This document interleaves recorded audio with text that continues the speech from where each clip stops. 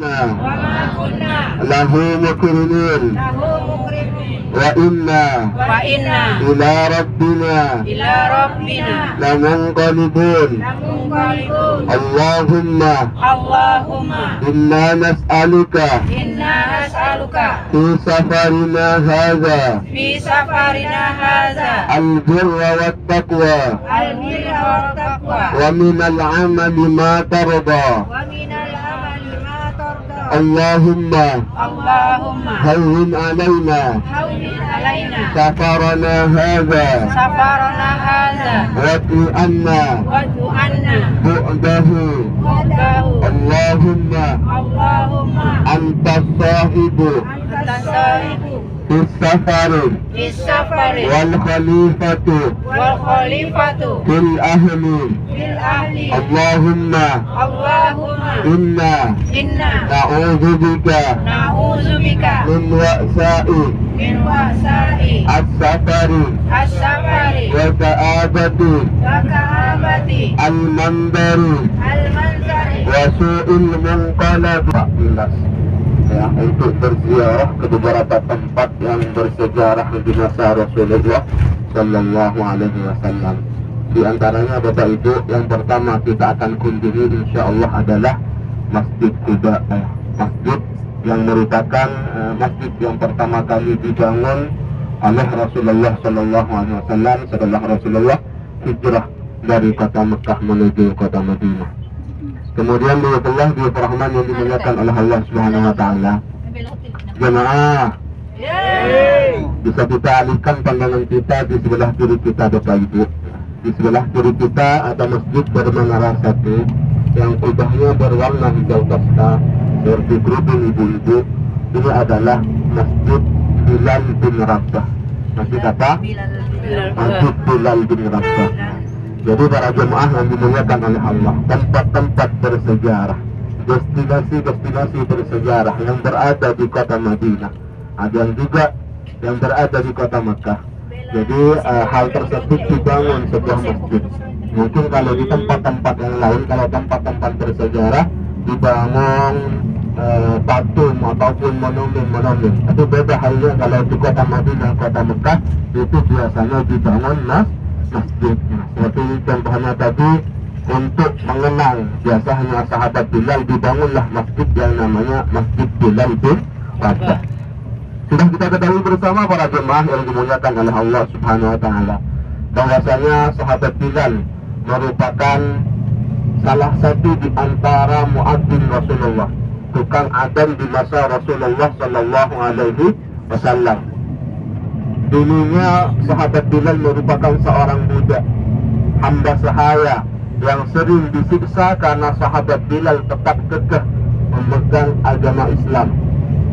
Namun para jemaah yang dimuliakan oleh Allah Subhanahu wa taala, karena sahabat Bilal selalu meyakini keimanannya, sahabat Bilal oleh majikannya selalu disiksa, selalu dicambuk, selalu diintimidasi oleh majikannya, sehingga pernah suatu ketika sahabat Bilal dilihat oleh Sayyidina Abu Bakar ketika itu disiksa di gurun pasir, sehingga sahabat Abu Bakar tidak tega melihat sahabat Bilal. Kemudian apa yang terjadi?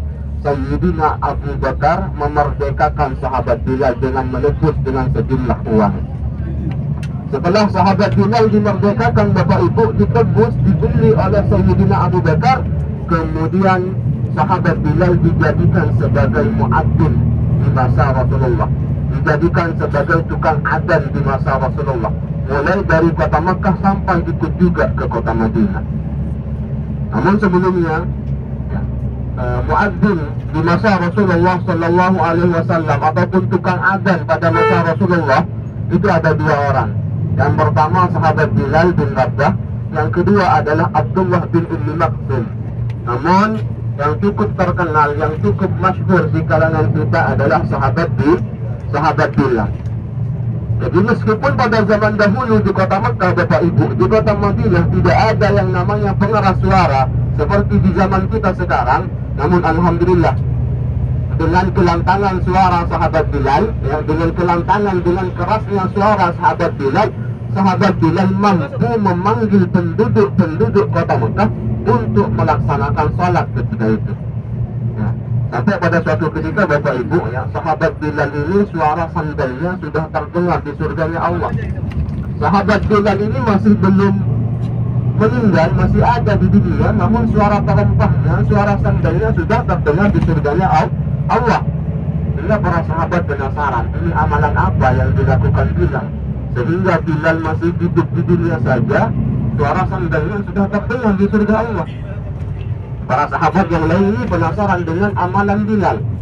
Ya, para sahabat bertanya kepada sahabat Bilal, wahai Bilal, amalan apa yang engkau lakukan wahai Bilal, sehingga engkau belum meninggal saja, masih di dunia ini, suara terempahmu, suara sandalmu sudah ada di surga Allah. Kami potong sebentar, di sebelah kiri kita ini, ya, ini ada lahan kosong, yang ini disebut dengan turabus syifa, ataupun yang kita kenal dengan debu obat. Jadi pernah suatu ketika Bapak Ibu, Rasulullah SAW mengobati salah satu sahabat yang sedang terluka, diobati menggunakan debu yang berada di tempat itu. Nah, dalam suatu riwayat dijelaskan seperti itu. Jadi memang pada dasarnya Bapak Ibu, debu yang berada di kota Madinah ini merupakan debu obat. Makanya tidak salah pas waktu pandemi kemarin, mungkin kota-kota di Arab Saudi seperti di Riyadh, Dammam, Ha'il, kemudian di kota Mekah dianjurkan, sangat diwajibkan untuk memakai masker. Tetapi beda halnya di kota Madinah pada saat itu tidak terlalu wajib memakai masker. Dan meskipun Bapak Ibu anehnya, qadarullah, meskipun di kota Madinah tidak diwajibkan memakai masker pada saat itu, ya, pada saat itu Bapak Ibu, kota Madinah merupakan salah satu kota yang paling sedikit terjangkit virus corona. Masya Allah, itu kuasa Allah yang sangat luar biasa. Secara logika kalau kita tidak pakai masker, otomatis paling banyak terjangkit corona. Betul tidak? Tapi karena kuasa Allah, mungkin di antara sebabnya adalah debu yang berada di kota Madinah merupakan debu obat. Ayo bunda yang dimuliakan oleh Allah Subhanahu wa Ta'ala, kita lihat bersama di depan kita. Di depan kita ada masjid bermenara 4 yang warna putih. Ini adalah Masjid Quba.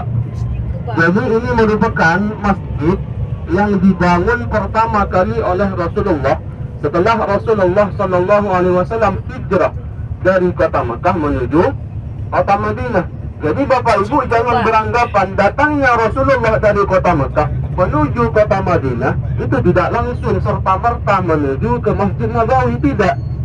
Tetapi berangkatnya Rasulullah dari kota Mekah, tiba di perkampungan Quba, ya, Rasulullah diam di sini selama 3 hari 3 malam.